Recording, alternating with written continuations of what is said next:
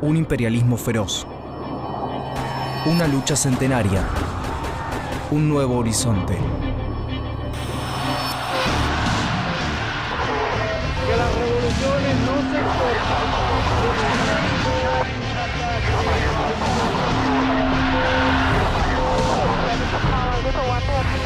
Esta América de color.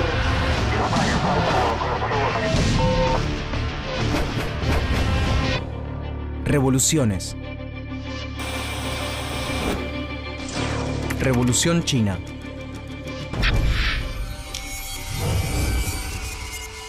(1840) Situación inicial. En el siglo XIX, durante la década de los 40, una hambruna asola a la China de la dinastía Manchú, la dinastía imperial que gobierna el país desde 1644. Durante esa década, algunas potencias europeas introducen el opio en China y comercian con él a pesar de las leyes que lo prohíben. Como este gobierno ilegal genera, además, un drenaje escandaloso de dinero que daña la economía del país,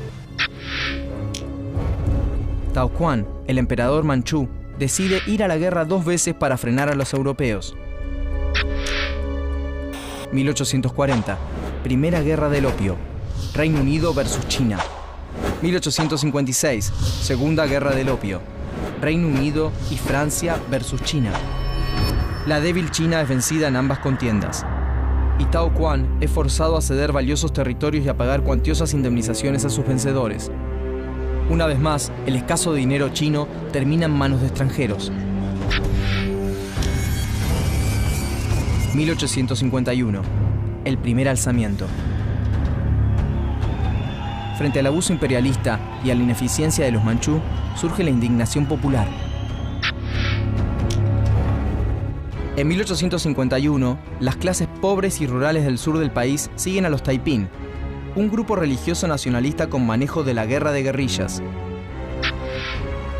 La ideología Taiping promueve, entre otras cosas, una sociedad sin distinción de clases ni sexo y la abolición de la esclavitud y la propiedad privada. 13 años después, en 1864, la rebelión es aplacada gracias a la intromisión del Reino Unido y del Segundo Imperio francés. La rebelión Taiping deja 20 millones de muertos y un pueblo chino aún más nacionalista.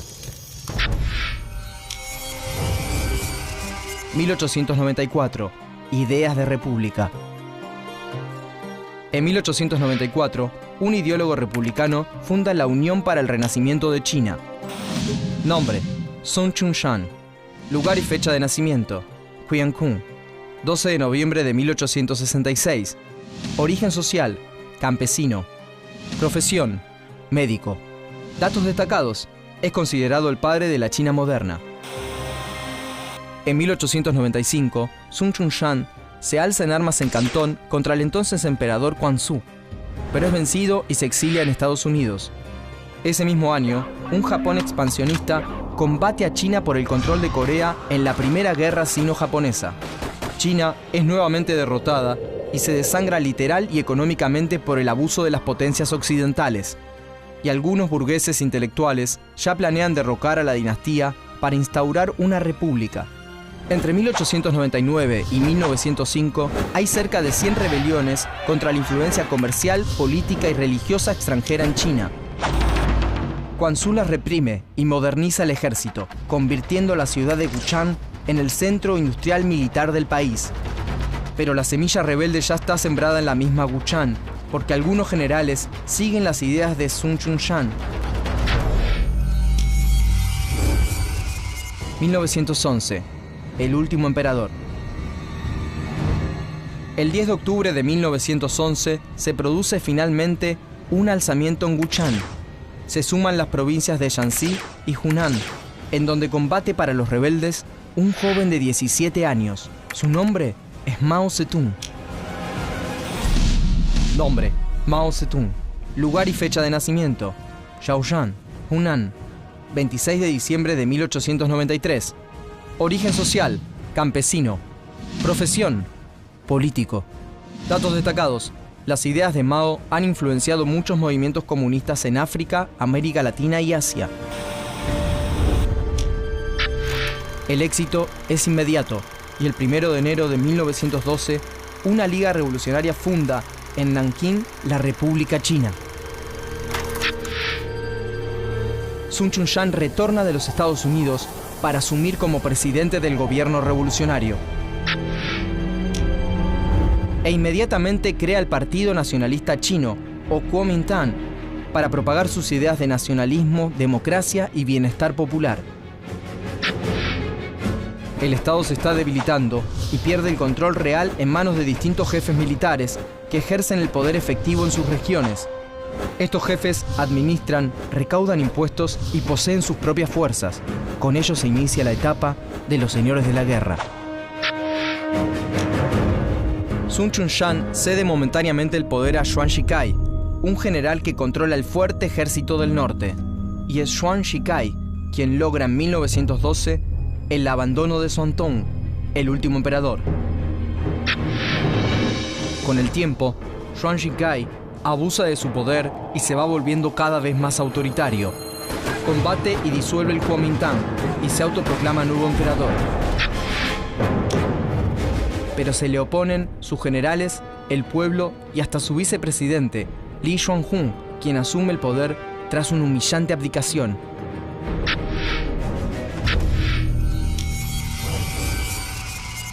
...1921... llega el comunismo. Algunos intelectuales, como Chen Tuxiu, dan seminarios en las universidades y esparcen la ideología comunista. Siendo estudiante en Pekín, Mao se interesa por esta nueva ideología. Cuando finaliza la Primera Guerra Mundial, en 1918, el gobierno chino otorga sorpresivas y humillantes concesiones a Japón.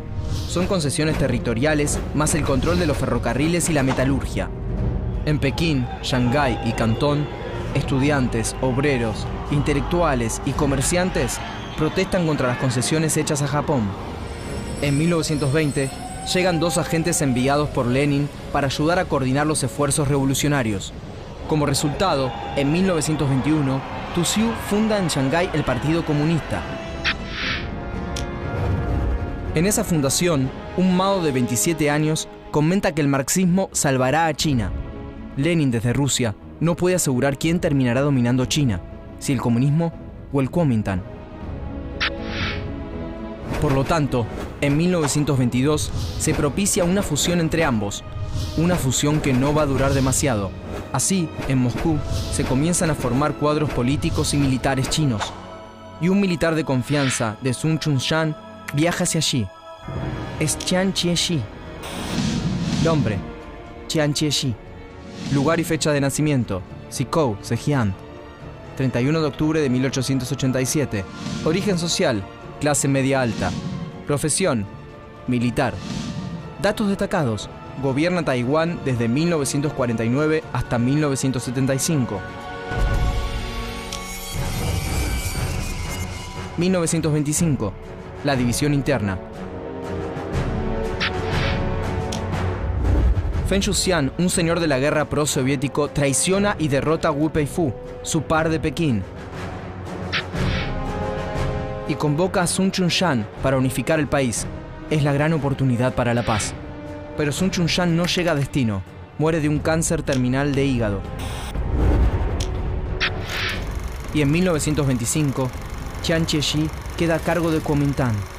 En 1926, en una expedición al norte, conquista Changsha, Guan, la costa de Kwantung y Fujian, y finalmente todo el sureste del país. 250.000 soldados nacionalistas, con apoyo, terminarían la era de los señores de la guerra.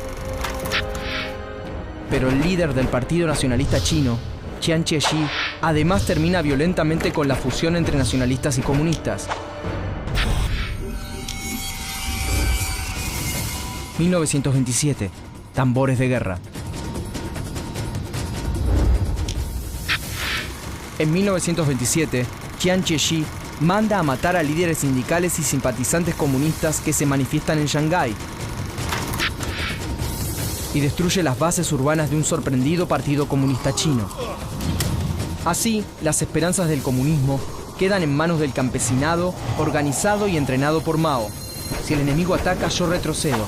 Si el enemigo retrocede, lo persigo. Si el enemigo se reagrupa, me disperso. Mao. Comisión de Reclutamiento del Ejército Rojo, 1918. Mao Zedong, 1927. Ejército Rojo, 1930. Lenin y Trotsky junto a soldados del Ejército Rojo. Después de varios combates, Mao y sus hombres se refugian en Jiangxi y crean allí su primer soviet. Con la protección de un ejército rojo de 60.000 guerrilleros, impulsa una reforma agraria a favor de los campesinos pobres. Chiang Kai-shek ordena varias campañas de aniquilamiento entre 1931 y 1934. Ese año, Mao y los suyos deben huir de la represión de Chiang Kai-shek y emprenden la larga marcha, una odisea heroica, un año a pie a largo de 13.000 kilómetros. 86.000 hombres y mujeres van desde Jiangxi hasta Shanxi. Mao se consolida como el líder más importante del partido. 1936, el Frente Común. En 1936, los japoneses ocupan territorios de China. Mao y el Partido Comunista piden a los nacionalistas del Kuomintang armar un frente común para combatirlos. Sin embargo, Chiang Kai-shek responde: los japoneses son una enfermedad de la piel y los comunistas una enfermedad del corazón. Pero Chiang Kai-shek es secuestrado por un general propio y obligado a negociar con los comunistas. Desatada la Segunda Guerra Mundial, la alianza entre Chiang Kai-shek y Mao se ve favorecida por la entrada de Estados Unidos a la guerra. China sufre gravísimos ataques, pero también desata una vertiginosa secuencia de víctimas sobre los japoneses, hasta que el fin de la guerra conduce al enemigo imperialista a retirarse de China. Los soviéticos fortalecidos instruyen a su ejército rojo para que apoyen a los comunistas chinos en su última ofensiva para conquistar China. 1949. China popular. Mao y sus hombres avanzan confiscando tierras para redistribuirlas.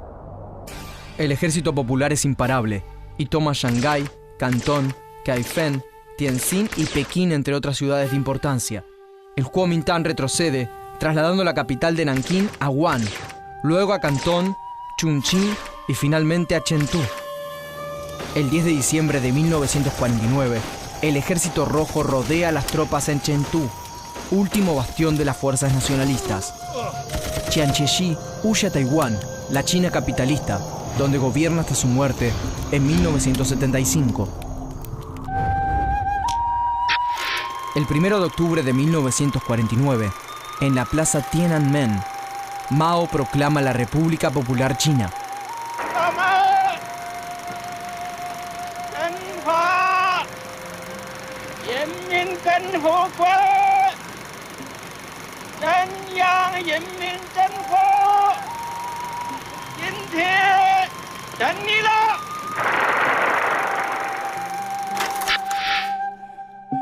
Asoma para toda la humanidad un camino alternativo al capitalismo, un nuevo camino hecho en China.